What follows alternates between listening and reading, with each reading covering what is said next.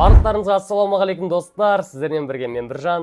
Мен видеома қош келдіңіздер. Және бүгінгі видеода мен видеоның атауынан көріп тұрғандарыңыздай ең арзан донердің дәмін көретін боламын. Видео қызықты болады деген үміттемін. Видеодан алыстамаңыздар. Ал ендеше бастайық. Ал достар, жалпы енді донердің өзіне келетін болсақ, қараңыздар, бұл жерде жазылып тұр. Вот мастер деген енді компанияның кодын білмедім. Халал и вот астында донер деп жазылып тұр. Жалпы енді бұл донердің бағасын естіген кезде сіздер по-любому шок боласыздар. Себебі бұл донердің бағасы 600 теңге. 600 теңге. Тем более бұл Алматы қаласында. Алматы қаласында енді 600 теңгеге донер табу ол өте қиын. Даже жоқта шығар 600 теңгеге донер деген. Мен бұл донерді жалпы үйімнің қасындағы кәдімгі жай магазиннен алған болатынмын. Бұлай донер кәдімгі сыртына қарасаңдар да болады, өте бір күшті қапталған упаковкасы барлығы тема. Жалпы енді бұл донер деген енді донерна Сәтбаева деген сияқты осындай бір донер, жалпы арнайы донер точкалардан қарағанда сапасы нашарлау болуы мүмкін шығар. Себебі ол жақтарда 1700 теңгеден басталады примерно донерлер, а бұнікі 600 теңге, 1100 теңгеге арзан примерно. Вот енді осының дәмін көретін боламыз, жалпы 600 теңгеге стоит па, жалпы құрамы қандай, соның барлығын көретін боламыз. Ал ендеше жайменде енді упаковкасынан бастайық. Упаковкасы өте керемет деп ойлаймын. Қараңыздар, андай бір коробка ма, бұл не деп айтуға болады, осылай вот ашылып, андай өте керемет істелген. Кәдімгі бір енді 2000 теңгелік донерлердің өзінде мысалы кәдімгі бір қағазбен істейді ғой, қағазбен орап бере салады. Бұда уже қараңыздар, қаптамасы жалпы өте керемет жасалған. Ал ендеше енді жаймен ішін ашып көрейік. Так, достар, еще тағы да бір плюсы қараңыздар. 600 теңге болса да, бұның ішінде андай бір бұрышы бар. Бұл бұрыш қалай, жасыл бұрыш па, қалай бұл? Жалпы осындай бір кішкене донерге дәм беретін бұрышы бар. Так, мына жерде сәл іші ашылып атырау деймін. Көрейік. Так, достар, қараңыздар. Басы енді что-то сәл бачыты шығып атқан сияқты. Но пайда бұл енді жеуге кедергі емес. Бұлай енді эстетичный жағынан, әдемілік жағынан сәл минус болуы мүмкін. Бұлай кәдімгі лавашта, бұлай жалпы күшті сияқты. Только басын қараңыздар, енді басы сондай бір бачыты шығып атыр. А так нормально. Енді 600 теңге тұратын донерге не дей аламыз енді? Достар, мен көп донер жей беретін адам емеспін негізінде. Жалпы донер жейтіндер осы қарап отқан болса, көбіне бағаландаршы, жалпы бірлік донер дегенге жатама, мен білмейді екенмін просто айырмашылығын. Бірлік деген бар, 1,5-лық, 2-лік деген бар. Енді бұл жалпы енді точно 1,5-2-лік донерге ұқсамайды. Менің ойымша бір бірлік донер болу керек, или одан кіші ма, даже білмейді екенмін.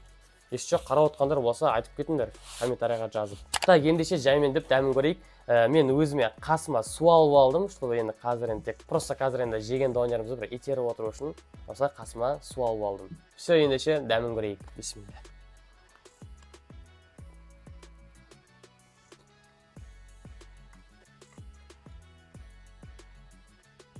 Так, мен ана жерде петличка жақын тұр. Если что, асмар болуы мүмкін. Тамақ жеп қарап отқандар болса, ас болсын. Тамақ жемей отқандар болса, енді аппетиттерімді ашып жіберсем, кешірім сұрайын.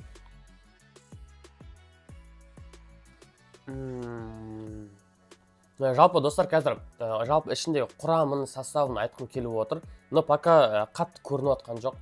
Қазір кішкене зәлі мына жаққа дейін ба, барайын кішкене ашып алайын. Сосын барып сіздерге жалпы ішінде составы қандай екенін көрсететін боламын. Қазір пока әзірге қияр ғана көрініп тұр. Қияр и картошка бар ау деймін. Фри ма, не нәрсе, картошка ма бар. Фри бар ішінде. Фри, так картоплар салады ғой. Вот фри бар, қияры бар. Одан кейін соус бар. Соус қандай екен білмеймін, енді майонез ба, бір араласқан бірнеке болу керек. Жалпы соусы бар екен. Одан кейін капуста ма, сондай бар. Капуста бар ау деймін ішінде. Құрамы көрінбей тұр деп почти бәрін айтып тастаған сияқтымын. Пока что қияр, одан кейін картоп бар, фри. Одан кейін капуста бар. Сосын барып соус бар.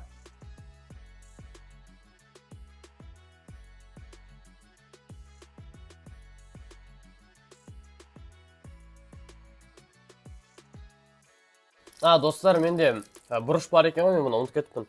Но негізінде мен көбіне бұндай бұрыштарды жей бермеймін. Себебі бұндай бұрышты жегеннен кейін артынша енді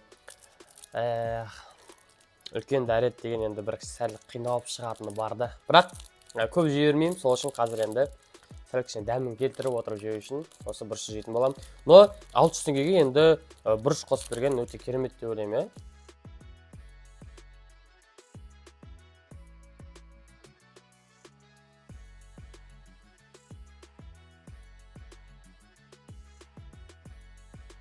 Так, достар, енді тағы да бір составын қарап жіберейік, жалпы не қосылғандардың ішіне.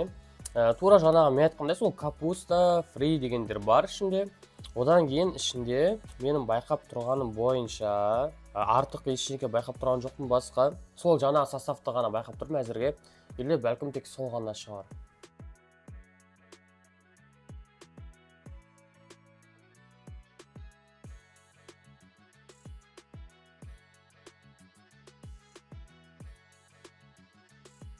Так, достар, жалпы бұл донердің бағасында 600 теңге болғаннан кейін, менің ойымша қазіргі таңда дәмін көріп отқаннан кейін 600 теңгеге стоит деп ойлаймын. Енді мен түсінер едім, егер бұл бір 1500-2000 теңгенің донері болса, бәлкім лучшыдан басқасынан алған дұрыс деп. Бірақ енді бұл 600 теңге болғаннан кейін қараңыздар, енді упаковкасы бар, бұрышы бар. Бұлай дәмі де өте керемет, негізінде шынымды айтайын. Вот. Сол үшін енді менің ойымша 600 теңгеге стоит деп ойлаймын. Даже 600 теңгеден жоғары бір примерно 1000 теңгеге бағалайтын едім бұл донерді негізінде. Вот. Дәмі тема. Достар, айтпақшы, пікір қалдырып, каналға жазылып, лайк басып отыруды ұмытпаңыздар.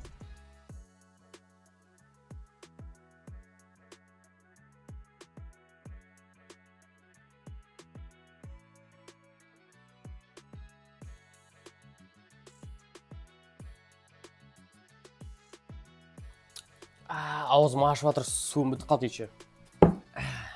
Все, суымды алып алдым.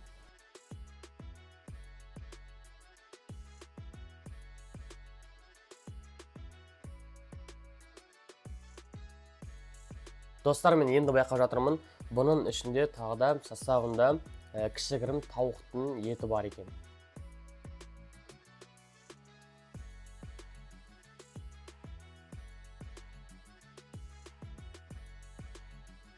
Ал достар, мен 600 теңгелік донерді бітірдім соңына дейін.